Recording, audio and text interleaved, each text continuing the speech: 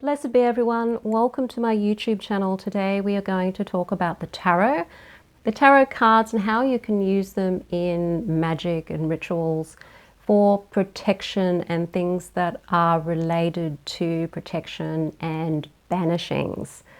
Before we do though, my name is Sandra. I am the author of Crafting Your Wiccan Path. If you want to know more about Wicca and witchcraft, tarot, magic, shadow work, hit the subscribe button and the notification bell so that you don't miss any videos. If you want to know how to read the tarot with ease, I have a free video called How to Read the Tarot with Ease. It will help you connect to your intuition, to use your intuition when you are reading the tarot cards. There's a link in the description field below this video for how you can obtain the link to watch that video.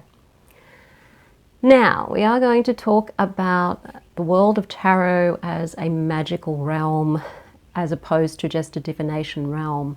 And when we're using tarot in magic, we're going to be using the tarot's meanings, the same meanings as they have when you're doing a reading. Now, a lot of the tarot cards can be used in various different ways when it comes to protection magic. It just depends on what you feel you need protection for and how you're using that protection magic. Sometimes you would use more than one card if you're doing a tarot spell. I have another video on how to use tarot in spellcasting, so I'll put a link to that so that you can go and have a look at that video as well.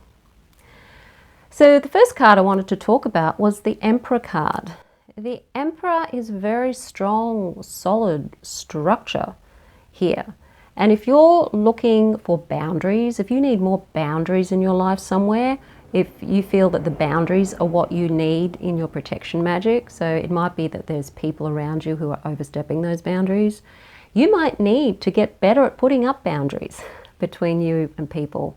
Or you just want to say, okay, this is my territory, this is yours. Whatever you're doing, the Emperor can be great for asserting those boundaries. So use the Emperor in your magic around boundaries. You can meditate with the card as a way of getting into that sense of having that strength and stability around you. You could light a candle, a black candle, because black connecting to the planet Saturn has that strong obstacle type of feeling about it. Or you could work with that Martian Aries energy itself with that Emperor card and work towards the energy of asserting those boundaries. Another card you can use in your magic for protection magic is the Ten of Pentacles. This card's great to use if you're wanting protection for your family, for example, because on the card there is the image of happy families, happy homes. And it's also a card of achievement, of a material nature. So this could be a card that you can use if you're wanting to protect your finances, wanting to protect your wealth, protect your home. Anything of a material nature you're wanting to protect, the Ten of Pentacles can be a card that you use in your protection magic. Meditate on that card, step into that card, feel that sense of protection of those pentacles around you when you're doing that spell. Number 3 is the Ace of Cups, and this of course is for protection for emotional things. If you feel emotionally vulnerable and you feel the need for protection, then this is a really lovely card to work with. The gift of the cup coming from the heavens is the gift of love. And one of the ways, probably the best way to protect yourself emotionally is with love. And even if you feel that you're not getting the love from other people, feeling love yourself, like actually feeling the love. It could be for another person, it could be for a pet, it could be for the gods, it could be love for anything, but feeling into that feeling of love is a way to protect yourself emotionally. It can also be helpful if you're wanting to protect a relationship that's quite vulnerable as well. The Two of Cups could be helpful in protecting a relationship as well.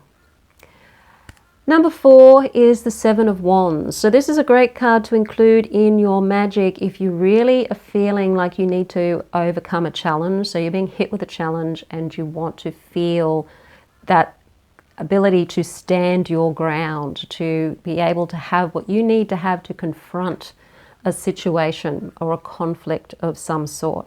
You can work with the Seven of Cards energy to be that person up there on the hill with their staff or rod and be able to stand your ground and affirm your situation. Another card is the Star. The Star is a card that has a lot of healing energies. So if you feel you need protection on a physical level, like on a health level, or just feeling vulnerable on a energetic, emotional, mental, emotional way, the Star card can really help protect you with those healing energies and restore hope again, restore the positive feeling, to be able to get back into the feeling of the wish fulfilled so that you can bring whatever it is that you feel you're lacking or that you feel is you need defense around, that you have what it takes to be able to feel good again and experience what it is you do want to experience. The Star card can help you with that. And finally, the Tower card, believe it or not. The Tower card can be your banishing card. So this is the card of I need to tear something apart or I need to tear something down. Something needs to go. And often when it comes to protection magic or healing magic, it is because we do have to let something go. We do have to let something that's broken go. We can't mend it. It has to go. And so the Tower can be a way of working with magic in a way that's banishing something or letting something crumble naturally. You can take the real force of the card, like you don't necessarily want something to end in a way that's destructive. If you want to make it more constructive in the way that things fall apart, you could incorporate other cards around that have a very sort of positive meaning, like also a letting go meaning around them with the Tower. But the Tower can be used in magic to let things go. I would suggest that if you're using the Tower to let something go, that you use one of the more positive cards to build something new in its place, to put something new in its place. Rather than just banish it and keep something in a void, you want to actually really transform it into something that is of benefit to you. So create more of a transformation experience rather than just getting rid of something. Transform it into something else that is more positive for you. A lot of very positive cards in the tarot are like the Aces, for example. The Ace of Wands is a very positive card for passion and creativity. You've got the Ace of Pentacles for new beginnings financially. The Ace of Cups that I talked about before to do with feelings and emotions. The Ace of Swords is a strength card as well. You can use that to triumph over something too. If you feel you need to take up the sword and you want to triumph over truth, for example, the swords are a great suit to work with when it comes to truth and communication. So if you want to triumph over truth and communication, then work with the sword suit to help you with that. If it's an emotional issue, work with the cups. If it's a financial issue or a material issue, work with pentacles. If it's to do with passion or it's to do with creativity or even spirituality, you could work with the Wands cards. So look at the meanings of the cards, look at the cards themselves and see, what do I feel when I see these cards? If I'm feeling the need to do some sort of banishing or protection magic, or I'm feeling vulnerable in some way and I just need some sort of a sense of protection or boundaries, what cards do I feel offer that to me when I look at them and take notice of them? And when you're doing the magic with that card, make sure that your intention that you put into that card when you're doing the magic is the intention you want, because every card has multiple meanings and you want to make sure that the card's going to resonate the meaning that you're looking for in your magic. You don't want it necessarily resonating all of the other 50 things that it might stand for in there. You want to focus in, hone in on what it is that you're really wanting that card to be for you. Some of the other nuances of the cards and the meanings can also influence how things work out with your magic. So with tarot magic, you're always looking at what the meanings of the cards are and how to incorporate all of the nuances of that card in your magic.